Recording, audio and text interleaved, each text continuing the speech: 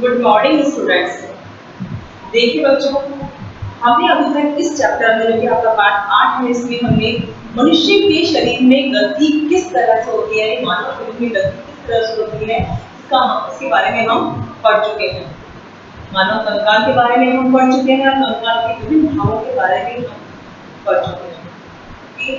तो आज जो हम पढ़ रहे हैं, इसी चैप्टर में हम कर रहे हैं पार्ट 4 और हम पढ़ रहे हैं जंतुओं में गति, यानी विभिन्न जंतुओं में गति किस प्रकार से होती है। तो आज हम कर रहे हैं जंतुओं में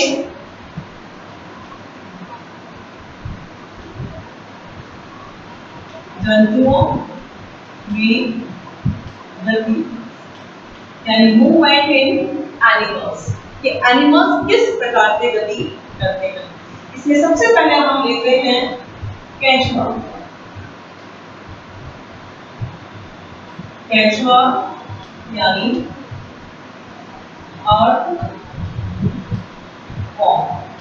ओके, केंचुआ यानी अर्थवर्म के बारे में हम बच्चा अधिकतर में से आपने देखा होगा छोटा सा केंचुआ।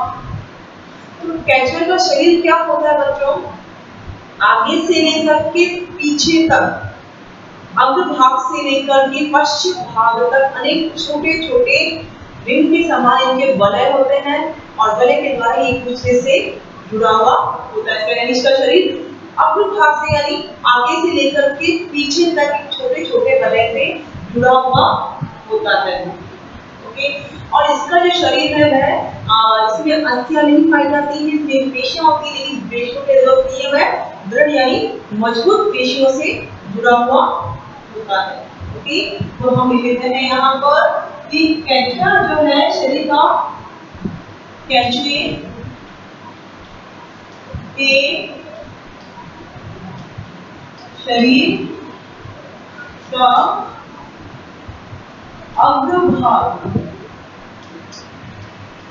केंचुए के शरीर के अग्रभाग से पश्चिम भाग तक, केंचुए के शरीर के अग्रभाग से पश्चिम भाग तक अनेक वलय से केंचुए का शरीर अग्रभाग से पश्चिम भाग तक अनेक वलय से जुड़ा होता है। ओके, केंचुए का जो शरीर है वह अग्रभाग से पश्चिम भाग तक अनेक वलय से जुड़ा हुआ होता है। जैसा कि हमने बताया, इसमें अस्थियां नहीं होती है, बोन्स नहीं पाई जाती, लेकिन पेशियां पाई जाती है, यानी इसमें अस्थियां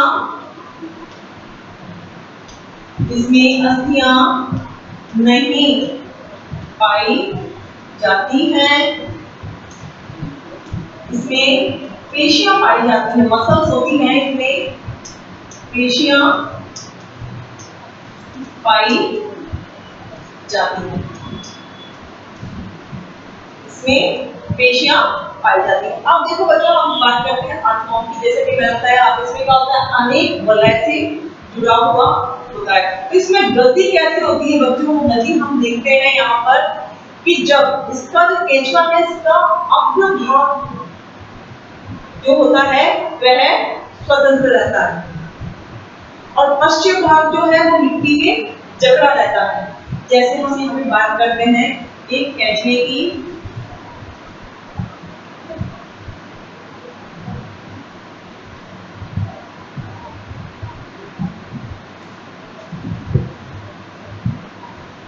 जैसा कि मैंने छोटा सा केंचुआ समझने के लिए हमने एक केंचुआ बनाया है। इसमें ऐसे छोटे छोटे क्या होते हैं, वलय होते हैं, ठीक है ना।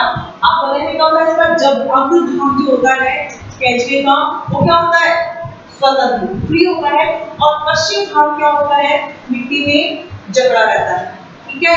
अब पेशियां होती है, वलय है, तो ये क्या करता है, शिथिल होता है, लंबा होता है, और लंबा होने का उसके बाद में इसका हम एक रीडिंग बनाते हैं, यह लंबा होकर के इसका पश्चिम भाग क्या है, मिट्टी में जकड़ गया, और यह लंबा होकर के आगे की तरफ, यानी आगे की तरफ बढ़ता है। पीछे जो पश्चिम भाग है यानी पीछे भाग है वो मिट्टी में से पकड़ बना ली अपनी जकड़ गया और अब आगे वाला भाग लंबा होकर के आगे बढ़ता है। इसके बाद में जो अग्र भाग है यानी हम इसको ले लेते हैं यहाँ पे अग्र भाग।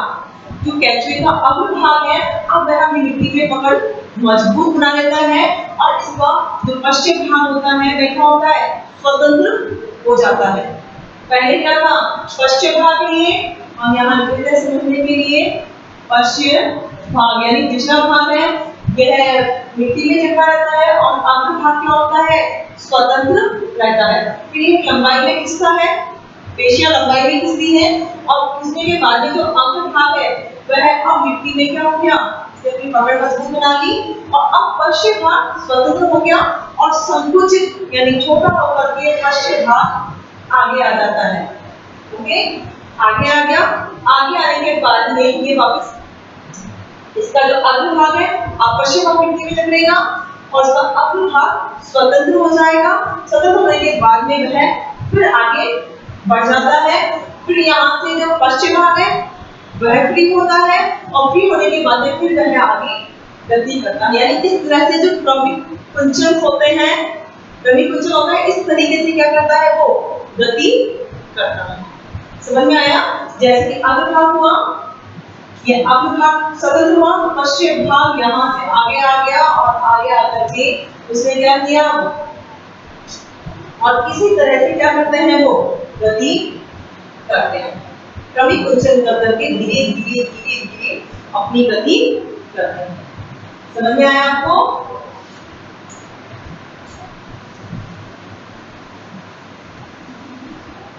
यहाँ पे देखिए दोबारा एक बार समझ लेते हैं हम इसको। हमने क्या बताया कि जो इसमें तो अस्थि पाई जाती है केवल मसल्स पाई जाती हैं। पहले इसका क्या होता है जब भी यह अपनी जमीन में गति करता है तो इसका जो पश्चिम भाग होता है वह पकड़ को मजबूत बना लेता है अपनी और इसका अग्र भाग क्या होता है स्वतंत्र रहता है। ओके जैसे अग्र भाग स्वतंत्र रहेगा तो शिथिल होकर के वह आगे गति करेगा और फिर अग्र भाग पकड़ को मजबूत बनाएगा मिट्टी में और उसका पश्चिम भाग फिर आगे आ जाता है। आगे आने के बाद फिर पश्चिम भाग पकड़ को मजबूत बनाएगा आगे वाला भाग स्वतंत्र होगा फिर वो थोड़ा सा शिथिल होकर के आगे जाएगा। आगे जाने के बाद फिर अग्र भाग अपना पकड़ मजबूत बनाता है और पश्चिम भाग आगे आता है। समझ में आया? इस तरह से वह संकुचन विधि के द्वारा संकुचन के द्वारा अपनी गति करता है। ठीक है आगे हम लिख लेते हैं बच्चों यहाँ पर कि शरीर में संकुचन पर शरीर का बात करते हैं हम शरीर का जो अग्र भाग स्वतंत्र रहता है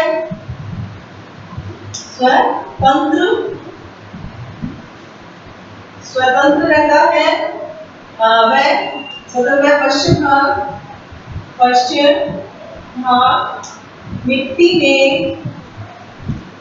पकड़ बनाता है या कहते हैं जकड़ की होता जकड़ जाता है। ठीक है मिट्टी में जकड़ जाता है। अब क्या होगा पश्चिम भाग मिट्टी में जकड़ेगा तो इसके बाद में अग्र भाग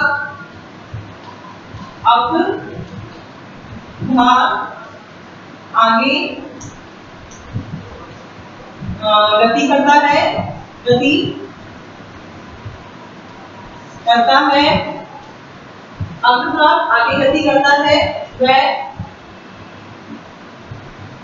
अग्र भाग आगे इसको लिख करके हम लिखते हैं बच्चों यहाँ पर पहले हमने लिखा शरीर का अग्र भाग स्वतंत्र है पश्चिम भाग मिट्टी में जकड़ जाता है। इसके बाद में अग्र भाग मिट्टी में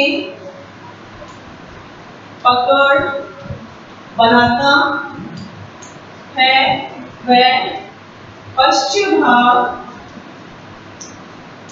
स्वतंत्र रहता है। ओके पहले अग्र भाग स्वतंत्र रहा और पश्चिम भाग मिट्टी में जकड़ बनाया। इसके बाद में जब अग्र भाग आगे हुआ तो अग्र भाग मिट्टी में पकड़ बनाई और पश्चिम भाग स्वतंत्र हुआ। तो इस तरह से बच्चों हम कह सकते हैं कि प्रक्रिया को इस प्रक्रिया को बार-बार दोहराने से जो अर्थॉर्म गति करता है, इस प्रक्रिया को बार बार दोहराने से केंचुआ यानी अर्थॉर्म केंचुआ गति करता है।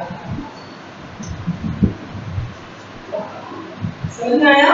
यानी यहाँ से हम लिखते हैं कि यहाँ से पहले पश्चिम भाग और अग्रभाग स्वतंत्र, और उसके बाद में इसने क्या किया, अग्रभाग आगे आया,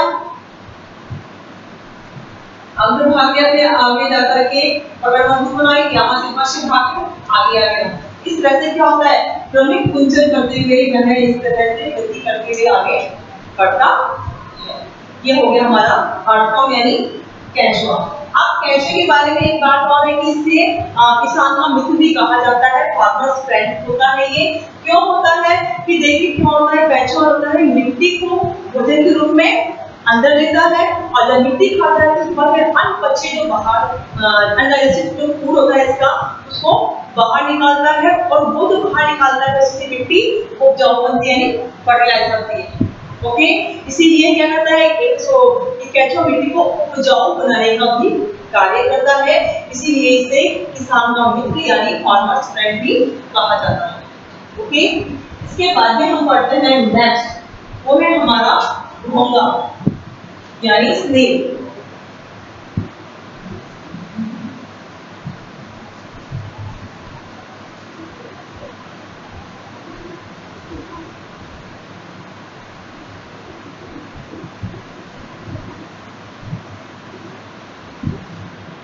इसके बाद में हम पढ़ते हैं नेक्स्ट नंबर घोंगा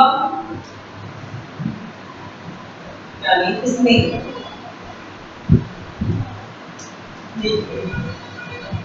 घोंगा भी आपने देखा होगा, तो उसके ऊपर क्या होता है, कठोर कवच होता है। इसका जो शरीर होता है उसके ऊपर एक कठोर कवच का आवरण होता है। वो अस्थि नहीं होती है, केवल कवच होता है, और उस कवच के अंदर मांसल संरचना पाई जाती है, जो कि होती है इसके पाद यानी पैर। ओके, तो घोंगे का जो शरीर है वह कठोर आवरण से बना होता है, जिसे कवच कहते हैं, और इस कवच के अंदर मांसल संरचना पाद यानी के पैर पाए जाते हैं। और जो ये पैर होते हैं चिकने होते हैं, श्लेष्मा स्रावित करते हैं। श्लेष्मा चिकना पदार्थ है जो कि इसे गति करने में हेल्प करता है, यानी इसके साइड क्या करता है, ये गति करता है। लेकिन जैसे ही कोई एनिमी जब इनके पास आता है तो अपना पूरे शरीर को उस कवच के अंदर कर लेता है, और इसको गति करनी है तो उसके सफेद पैर बाहर निकालता है, कवच में सफेद पैर बाहर निकालता है, क्योंकि वो चिकने होते हैं, श्लेष्मा स्रावित करते हैं, तो आसानी से उसको गति हो जाती है। ओके, तो हम याद करते हैं घोंगा का शरीर, घोंगे का शरीर कठोर आवरण से घिरा होता है, घोंगे के शरीर पे कठोर आवरण होता है जिसे कवच कहते हैं। इसे क्या कहते हैं, कवच कहते हैं। इसके अंदर यानी कवच के अंदर इस कवच के अंदर मांसल संरचना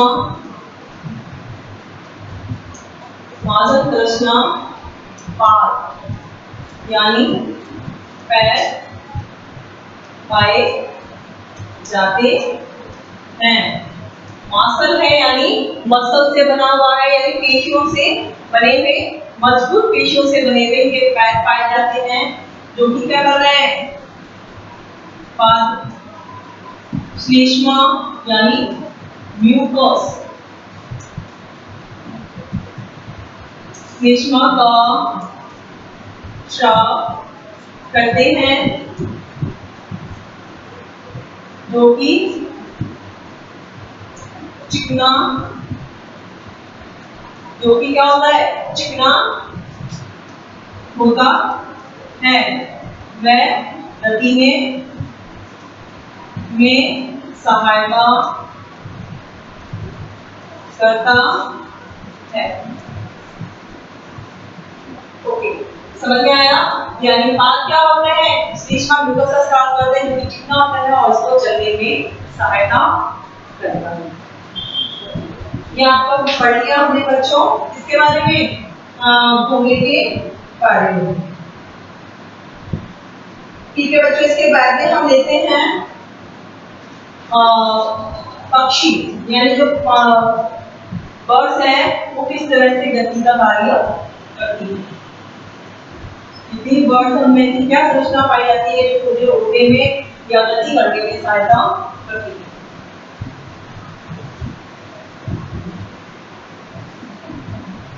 नेक्स्ट है थर्ड नंबर पे हम लेते हैं पक्षी यानी बर्ड्स। देखो हमने विभिन्न तरह के अलग अलग तरह के हमने पक्षी यानी बर्ड्स देखे हुए हैं। क्या करते हैं वो? चलते हैं, बैठते हैं और उड़ने का भी कार्य करते हैं। ओके, तो उनमें ऐसी क्या संरचना होती है कि उन्हें बैठ के उड़ने या चलने की सहायता करती है? तो हम लेते हैं पक्षी होते हैं ये पक्षी चलना, बैठना,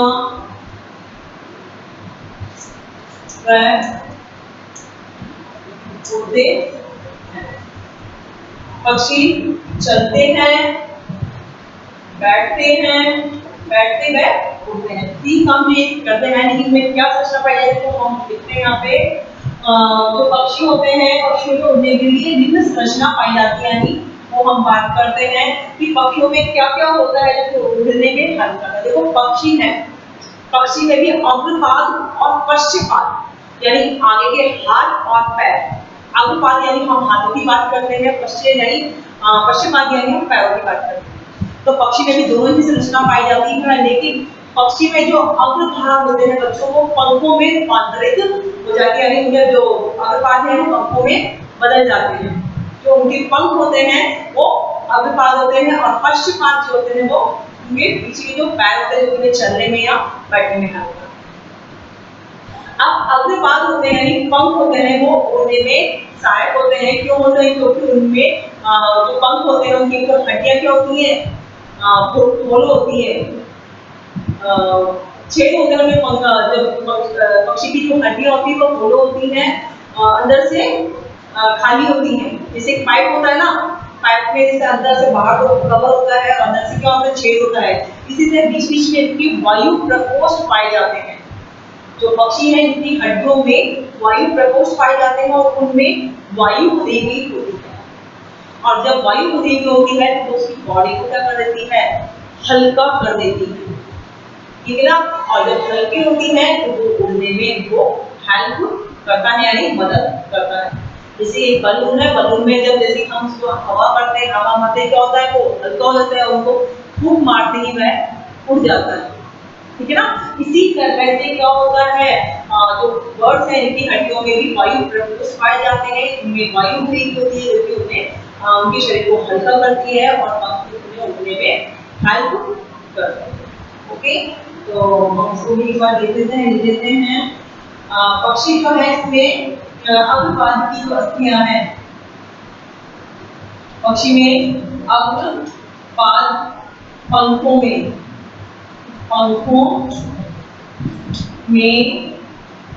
रूपांतरित हो जाते हैं। जैसा कि मैंने अभी आपको बताया था कि अग्रपाद जो है बच्चों वो पंखों में बदल जाते हैं और इसकी जो पश्चपाद की अस्थियां हैं वे चलने में बैठने में हेल्प करती है। यानी पश्चपाद की अस्थियां कहेंगे, पश्चपाद से देखते हैं, पश्चपाद उन्हें चलने व बैठने में सहायता करते हैं। ओके, यानी जो पश्चपाद की जो अस्थियां हैं वह इन्हें चलने व बैठने में हेल्प करती हैं। इसके अलावा अस्थियों में वायु प्रकोष्ठ पाए जाते हैं, तो क्या करते हैं, उन्हें उड़ने में मदद करते हैं। यानी इनमें अस्थियों में वायु प्रकोष्ठ, इनकी जो अस्थियां होती हैं, अस्थियों में वायु प्रकोष्ठ, एयर सैक्स पाए जाते हैं, वायु प्रकोष्ठ पाए जाते हैं, जो उनके शरीर को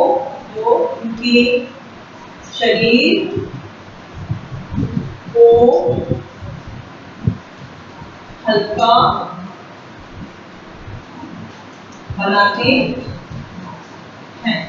यानी अस्थियों में क्या पाए जाते हैं, वायु प्रकोष्ठ, जो कि इनके शरीर को हल्का बनाते हैं। दूसरा है कि कंधे की जो पेशियां होती हैं वह क्या होती है, मजबूत होती है, क्योंकि वो क्या करती है, उड़ने में पूरा भार उठाती है। तो इनकी कंधे की अस्थियां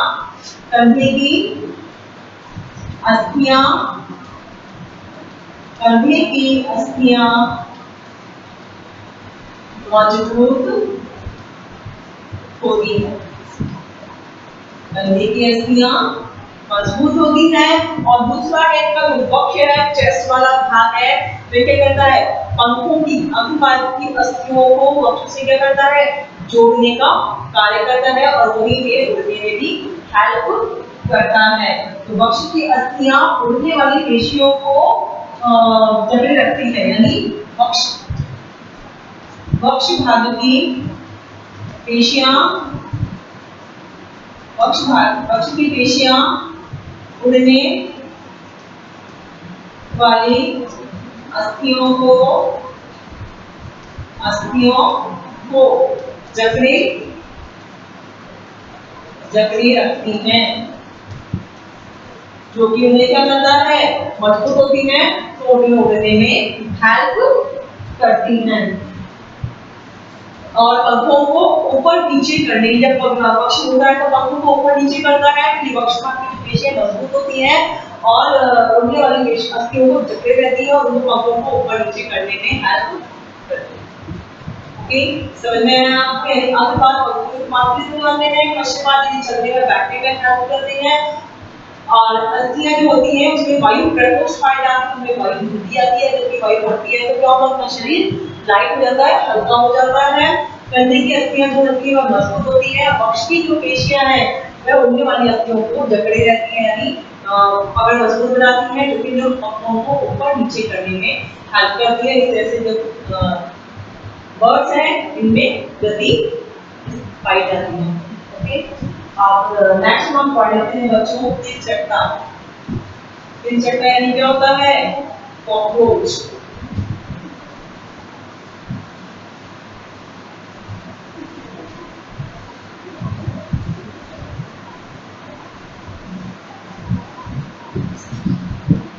नेक्स्ट हम बात करते हैं बच्चों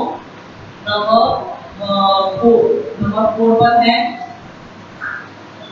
तिनचट्टा। तिनचट्टा यानी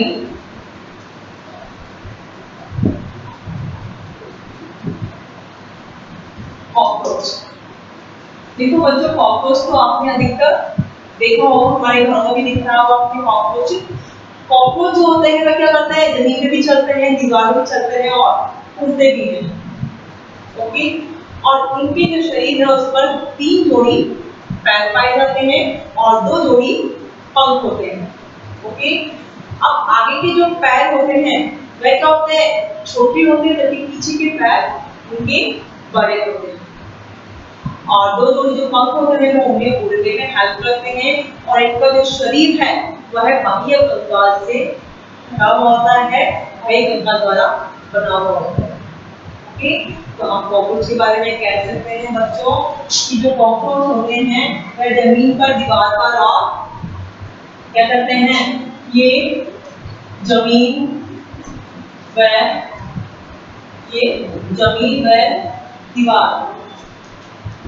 दीवार पर चलते हैं, वह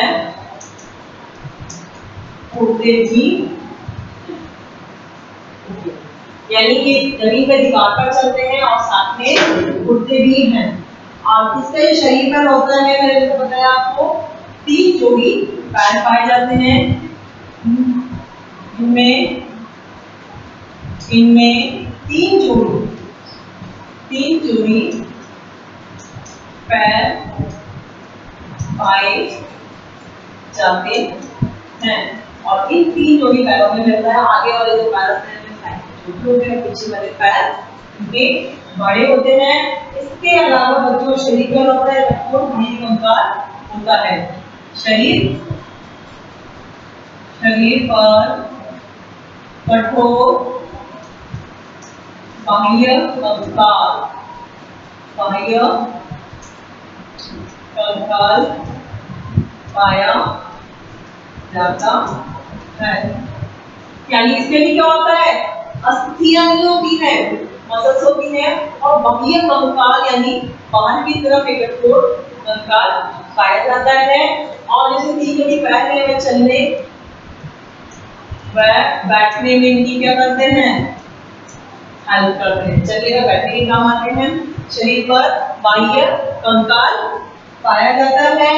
और जो है शरीर पर, वक्ष पर 2 जोड़ी पंख पाए जाते हैं। वक्ष यानी जो चेस्ट वाला भाग है, उस वक्ष पर 2 जोड़ी पंख पाए जाते हैं, जो कि क्या करते हैं, उड़ने में हेल्प करते हैं। ओके, अब इसके अलावा अगले पैर से मैंने बता दिया, अगले पैर क्या होते हैं, संकरे होते हैं, जबकि पिछले पैर बड़े और मजबूत होते हैं। और पैरों की विशिष्ट पेशियां होती हैं, इनके लिए चलने में हेल्प करती हैं। और वक्ष की पेशियां उन्हें उड़ने में मदद करती हैं। यानी हम कह सकते हैं, इसको लिख सकते हैं, पैर की विशिष्ट पेशियां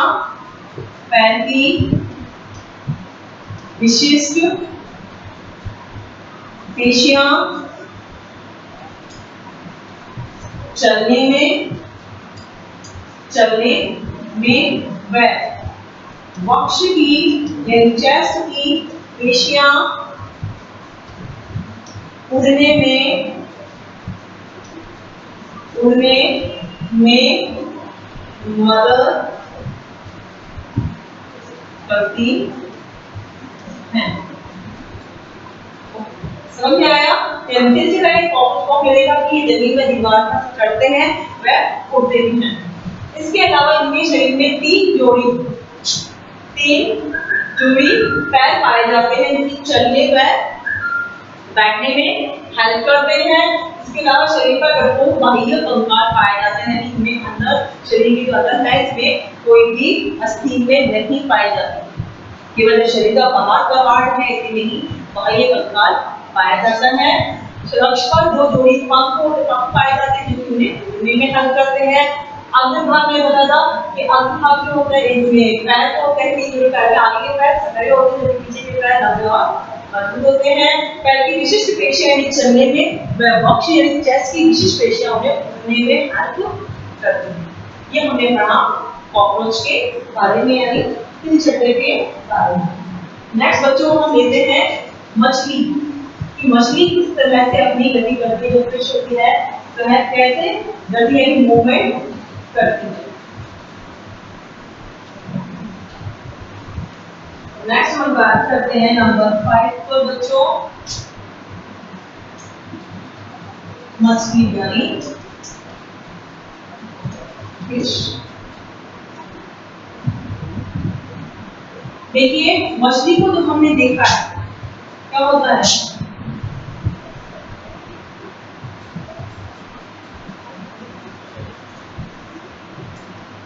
मछली है बच्चों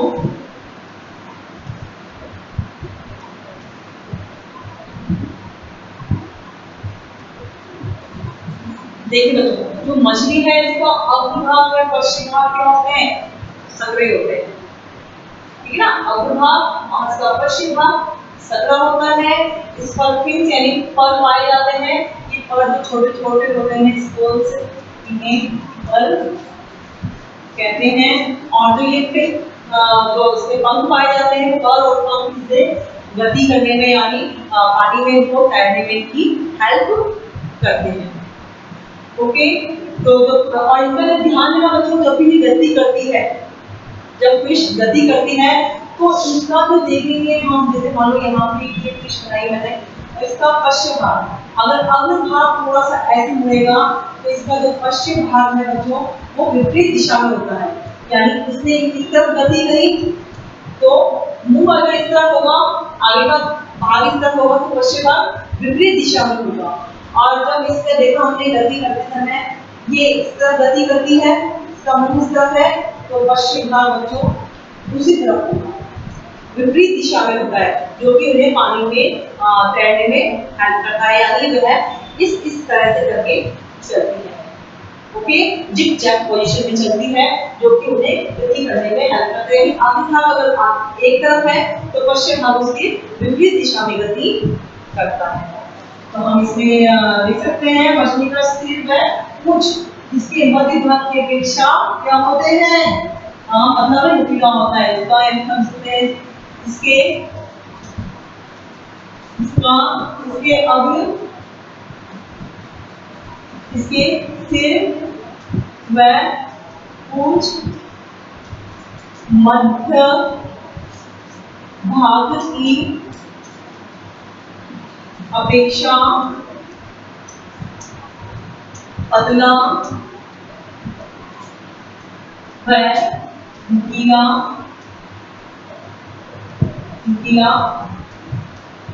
होता है। जिसके शरीर का है वह जो सिर व पूंछ है वह जिसके मध्य भाग की अपेक्षा क्या होता है, पतला होता है। शरीर में ही आकृति क्या कहलाती है, शरीर की ऐसी आकृति है हम कहते हैं शरीर की यह आकृति धारा रेखीय होती है। जब शरीर का सिर और पीछे वाला भाग क्या होता है, मतलब उनकी ना पीछे वाला भाग बड़ा होता है, तो इस तरह की जो आकृति है वह क्या कहलाती है, धारा रेखीय है। कंकाल दृढ़ पेशियों से ढका रहता है। तो उसका शरीर का जो कंकाल है, कंकाल मछली का जो कंकाल है वह दृढ़ यानी मजबूत पेशियों से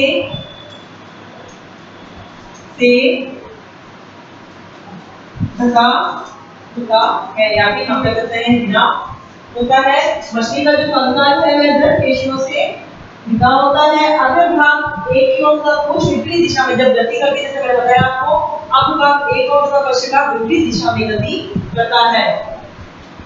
गति करते समय अग्र भाग व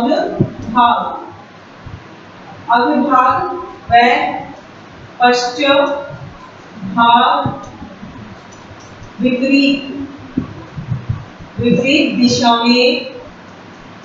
विपरीत दिशा में गति करते हैं।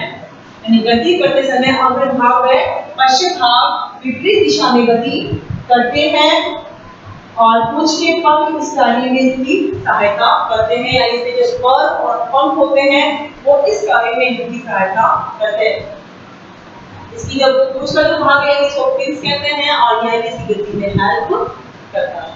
ओके, समझ में आया आपको? हमने पढ़ा कि फिश के बारे में कि मछली किस तरह से अपनी गति करती है। इसके बाद में लास्ट बच्चों एक और रह गया है हमारा, वो है इसका सर्फ यानी स्नेक। स्नेक किस तरह से गति करता है।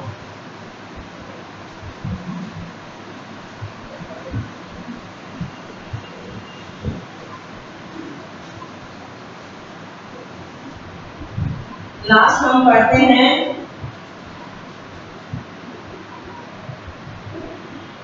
नंबर कौन सा है, ये 6 नंबर है सर्फ।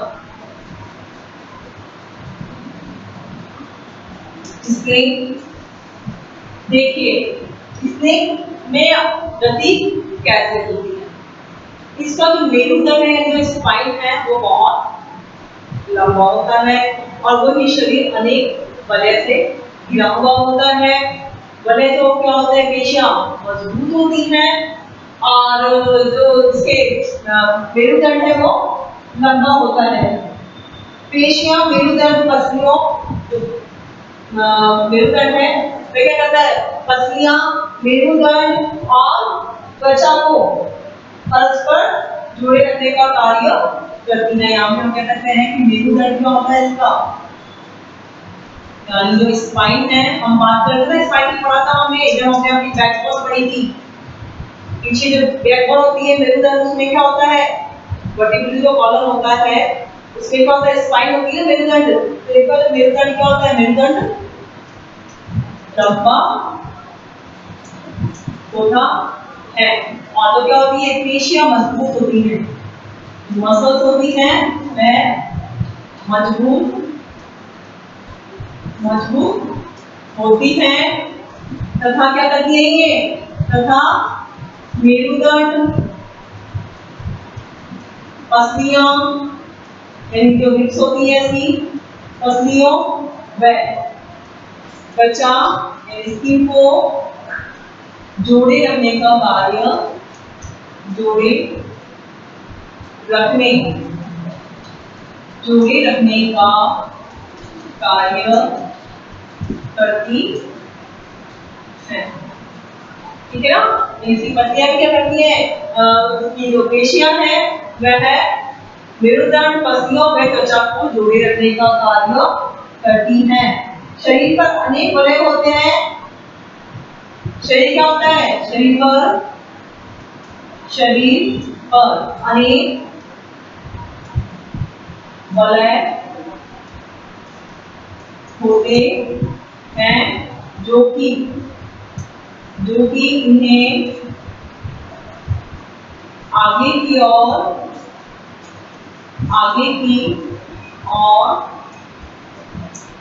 पुश करते हैं यानी धक्का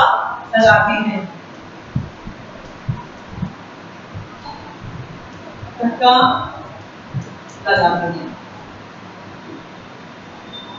शरीर पर अनेक वलय होते हैं, जैसे कि हमने पढ़ा था उसके अंदर क्या होता है, सभी शरीर पर जो क्या होते हैं, अनेक छोटे छोटे से क्या होते हैं, वलय बने हुए होते हैं और ये वलय क्या करते हैं, आगे की तरफ पुश करने का कार्य करते हैं। इसी कारण से क्या होता है, इसे सर्व तेज से गति करता है। इसी क्या होता है, जो सर्व होता है, सांप होता है, सर्व तेज गति करता, लेकिन इसकी जो गति होती है वह सरल रेखा नहीं होती है, सीधी रेखा में गति नहीं करता है, यह जिग जैग रूप से यानी आड़ा टेढ़ा जिग जैग रूप से गति करता है। जैसे गति करता है, लेकिन जो गति होती है, गति सरल रेखीय नहीं होती है। जिस गति में वह सरल रेखीय यानी सीधी रेखा में गति नहीं करता, स्ट्रेट लाइन में गति नहीं करता है, यह जिग जैग रूप से गति करता है। तो बच्चों ये आज हमने जो पढ़ा है जंतुओं में गति और उसके 6 ढंगों के बारे में हमने अपना लेक्चर आज इसमें कंप्लीट किया है। हमने पढ़ा है इसको, इन्हें आप अपनी कॉपी में नोट डाउन करेंगे। साइंस कॉपी जो हमने रखा है तो आप इसमें नोट डाउन करेंगे और इसके बाद से जो क्वेश्चन आंसर है हम व्हाट्सएप पर कर लेंगे। ओके, जितना आपको क्या है, आज का चैप्टर जो है शरीर में गति चैप्टर है आज कंप्लीट हो रहा है। नेक्स्ट चैप्टर हम नेक्स्ट लेक्चर में स्टार्ट करेंगे। Okay, thank you.